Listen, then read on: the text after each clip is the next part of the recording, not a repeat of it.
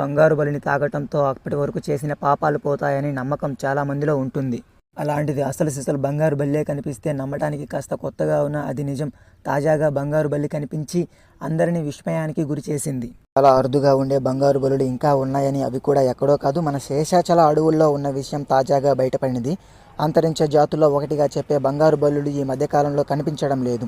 అలాంటిది శివరాత్రి పర్వదినానికి ఒకరోజు ముందు శేషాచలం ఏడుకొండల్లో కనిపించింది. రాతి గుహలే ఆవాసం. సాధారణంగా 150 నుంచి 180 మీటర్ల పొడవు పెరుగుతాయి. రాతి గుహలు వాటి నివాసానికి అనుకూలం. సూర్యరశ్మి పడని, వేడి తగలని ప్రదేశాల్లో కనిపిస్తాయి. సాధారణంగా చీకటి పడ్డాక గుహల సందుల నుంచి వెలికి వస్తాయి. అనుకూల వాతావరణంలో జనం చడిచప్పుడు లేనప్పుడు ఒక్కోసారి పగటిపూట బయటకు వస్తాయి. ఇవి 40 నుంచి 50 గుడ్లు పెడతాయి. సాధారణంగా బలుల కంటే గట్టిగా వింతగా అరుస్తాయి.